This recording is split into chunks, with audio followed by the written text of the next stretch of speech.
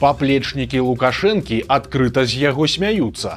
Апазіцыя яго хваліць, знакаміты міністр сканаў па невядомых прычынах, а беларускія КДБшнікі ствараюць суперзлачынцу з пажылога і цяжка хворага святара. Вітаем, сябры! Гэта наша Ніва, і зараз мы ўсё вам раскажам.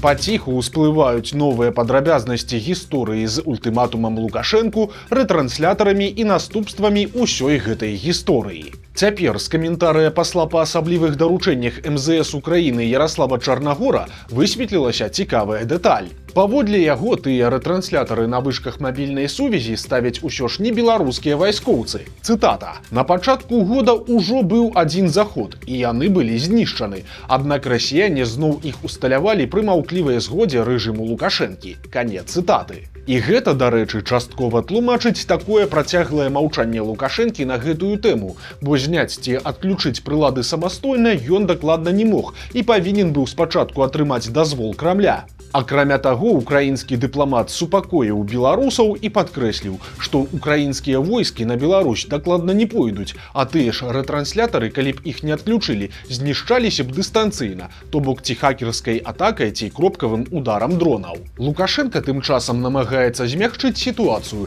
і ўжо учора ўвечары з усіх дзяржаўных медыа раптам выдалілі хамскія заявы беларускага дыпламата Дабкюнаса, якія ён зрабіў на адрас украінцаў. І падобна, што такая асцярожнасць прыносіць Лукашэнку нечаканую павагу ў вачах апанентаў, але ж выходзіць бокам у асяроддзі яго прыхільнікаў. І цяпер яго кішэнная псеўдаапазіцыянерка Ганна Канапацкая раптам асмялела. Яна публічна выгаворвае Лукашэнку за нерашучасць і фактычна з яго смяецца. Таксама Канапацкая заклікае беларускія ўлады абвясціць Украіне ваеннае становішча і правесці адкрытую мабілізацыю. Цытата. «Трэба прызваць 300 тысяч наяўнага мабілізацыйнага рэзерву ваеннаабавязаных, а пасля дадаць яшчэ да іх столькі ж другім этапам у тэрытарыяльную абарону ваеннапрыдатных, давёўшы колькасць штыкоў у абароне да 7-8% насельніцтва». Канец цытаты. Ну а выбачэнні Лукашэнкі перад Зяленскім, якія прагучалі ў апошнім інтэрв'ю, Канапацкая назвала скамечана-баязлівымі выбачэннямі незразумела перад кім і незразумела за што. Скончваецца ж усё гэта увогуле дзёрзка. Зноў цытата. «Дэфіцыт жалеза ў яйцах старэйшага сялянскае грамадства выяўляе і фіксуе вельмі хутка». Канец цытаты. Праўда, незразумела, адкуль у спадарыні Канапацкай раптам з'явілася столькі смеласці. Альбо яна сапраўды, як той казаў, папутала берагі, альбо магчымы і іншы варыянт. І такія заявы, якія ў цяперашняй Беларусі ў прынцыпе нікому не даравальныя, з'яўляюцца часткай хітрай гульні саміх жа ўладаў. Тады іх мэтай можа быць як спроба паглядзець на рэакцыю насельніцтва, так і спроба выявіць і ўзяць на аловак тых, хто будзе надта актыўна падтрымліваць такі радыкалізм і кпіны з беларускага кіраўніка. Ну, а Зянон Пазняк Лукашэнку нечакана пахваліў. Ветэран беларускага руху назваў ультыматум Зяленскага неабдуманым і памылковым і адзначыў, што Лукашэнка, не рэагуючы на правакацыі, робіць усё слушна. Яшчэ да таго, як стала вядома пра адключэнне рэтранслятараў, Пазняк паведаміў тэлеканалу Белсат, што не звяртаць увагі на пагрозы з Кіева гэта самае слушнае, што можна зрабіць, бо гэта адпавядае нацыянальным інтарэсам Беларусі. Ну а украінцы тым часам працягваюць чакаць новых праблем з боку Беларусі. Цяпер разведка далажыла Зяленскаму пра разбудову вайсковай інфраструктуры на тэрыторыі нашай краіны. Гэта назвалі, цытата, «рэалізацыяй пад відавочным расійскім уплывам у Беларусі мер па падрыхтоўцы да патэнцыйнага пашырэння агрэсіі супраць Украіны». Канец цытаты. Паводле разведданых, уздоўж дзяржаўнай мяжы з Украінай у Беларусі скончваецца будаўніцтва дарог і баз захоўвання боепрыпасаў ды паліўна-змазачных матэрыялаў, якія не маюць ніякага іншага сэнсу, акрамя вайсковага. Гэта адбываецца ў памежных кірунках, такіх як Кобрын-Ковель, Іванава-Маневічы, Лунінец-Сарны, Рэчыца-Корасцень ды Гомель-Чарнігаў. Украінцы сцвярджаюць, што ў расійскіх дакументах гэтае будаўніцтва апісваецца менавіта ў кантэксце задач так званай СВА. Праўда, у сувязі з гэтай сітуацыяй Лукашэнку ультыматумаў ужо не выстаўлялі. Прынамсі, пакуль. Лукашенка жа на фоне ўсёй гэтай трывожнай мітусні хуценька прызначыў важнага вайскоўца. І цяпер крэсла намесніка начальніка генеральнага штаба ўзброеных сіл, начальніка галоўнага аператыўнага ўпраўлення заняў палкоўнік Максім Гакоткін. Тут адметна, што гэтая пасада заставалася вольнай ажно з мая, калі папярэдні начальнік Сергей Лагадзюк быў адпраўлены ў адстаўку па ўзросце. Указ Указ аб прызначэнні новага намесніка кіраўніка быў падпісаны Лукашэнкам 25 чэрвеня. Ну а 26 Лукашенко падобна пачаў сваю загадкавую і працяглую замежную камандзіроўку, адправіўшыся на ўласным самалёце ў Расію. Памёр вядомы расійскі чыноўнік, якога прарочылі ў пуцінскія пераемнікі. Сяргей Іваноў быў чалавекам цікавага лёсу. Ён савецкі чэкіст, які скончыў вышэйшыя курсы КДБ СССР у Мінску, а пасля вывучаў англійскую мову ў Лондане. У 70-х гадах ён быў супрацоўнікам КДБ па Ленінградзе, дзе служыў у адным падраздзяленні разам з Пуціным. Пасля развалу Савецкага Саюза ён працаваў у службе знешняй разведкі Расіі, а затым быў намеснікам дырэктара ФСБ, сакратаром Рады бяспекі ды нават міністрам абароны Расіі з 2001 па 2007 год. Тады менавіта Сяргея Іванова ды Дмітрыя Мядзведзева лічылі двума асноўнымі кандыдатамі на пасаду пуцінскага пераемніка на выбарах у 2008 годзе. Але ў выніку Пуцін зрабіў стаўку на Мядзведзева, якога ў той час лічылі значна больш ліберальным за канкурэнтаў. Але пра Іванова таксама не забыліся. Праўда, нечакана перавёўшы яго на пасаду кіраўніка ўрада, а пасля і адміністрацыі прэзідэнта, калі Пуцін вярнуў сабе гэтую пасаду. Апошнім часам немалады Іваноў займаў рознага роду сінекуры, а цяпер сканаў ва ўзросце 73 гадоў. Прычыны яго смерці не агучваюцца. Прыхаджанне ў закладніках і арышт каля чужой магілы. З'явіліся новыя падрабязнасці справы ксяндза Генрыха Акалатовіча, які быў асуджаны на 11 гадоў, але пасля 3 гадоў за кратамі памілаваны і вывезены з Беларусі. Цяпер Акалатовіч знаходзіцца ў Ватыкане і не дае каментарыяў ані пра сваё затрыманне, ані пра вызваленне. Але ж некаторыя падрабязнасці агучылі іншыя вязні, якім святар расказваў гэта ў СІЗА і турме. Паводле гэтых звестак ксяндза затрымлівалі супрацоўнікі КДБ, прычым арышт адбыўся на могілках. Туды Акалатовіча заманілі падманам, паклікаўшы нібыта на пахаванне. Калі ж ксёндз прыехаў, то замест труны з нябожчыкам яго чакала машына з КДБшнікамі. Там жа на могілках святару накінулі чорны мех на галаву і павезлі ў СІЗА КДБ. Адначасова з ім былі затрыманыя двое вернікаў, якіх каля 9 месяцаў таксама трымалі ў СІЗА КДБ. Ад іх дамагаліся паказанняў, што Акалатовіч сустракаўся з замежнымі дыпламатамі. Самога святара таксама шантажавалі гэтым фактам. Следчы казаў яму прама, маўляў, калі б вы любілі сваю паству, то падпісалі б прызнальныя паказанні, а так людзі сядзяць па вашай віне. Прычым усё гэта Акалатовіч перажываў моцна хворым. Праз анкалогію ў яго была выдалена частка страўніка, а таксама ксёндз перанёс інфаркт. Але ж следства упарта ляпіла з яго нейкага супердыверсанта. Абвінавачанне, якое ў выніку выставілі пажылому святару, было проста фантастычным.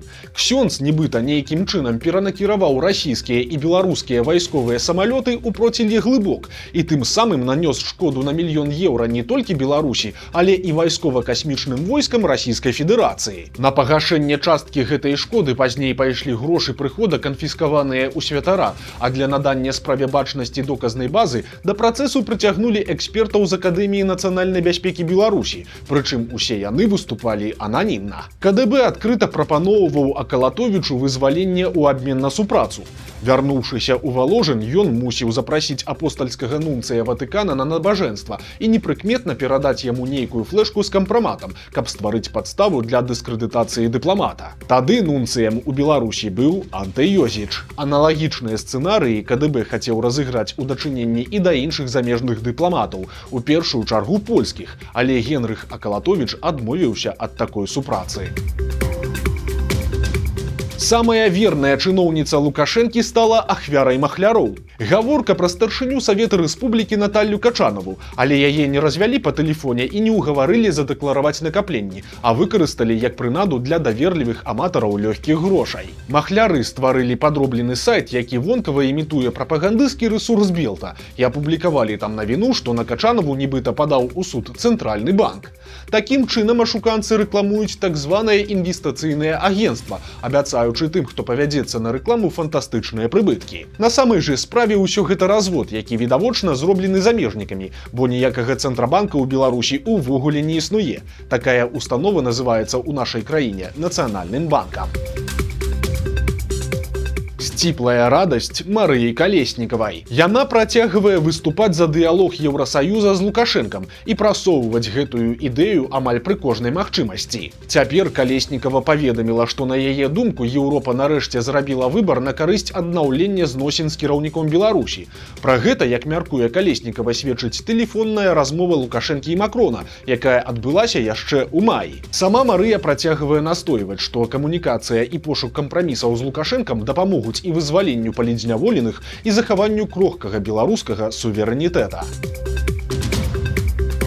Трагікамедыя адбылася ў Мінскай вобласці. Падчас чарговай сваркі ў шматдзетнай сям'і разлаваная жонка кінула мужу заяву, што ўсе малыя, а іх на хвілінушку ажно 5, нібыта не ад яго. Мужчына ўспрыняў такія словы сур'ёзна і вырашыў правесці генетычную экспертызу. Яе вынікі пацвердзілі, што жонка на гэты раз не схлусіла, і яе муж сапраўды не з'яўляецца бацькам ніводнага з іх 5 дзяцей.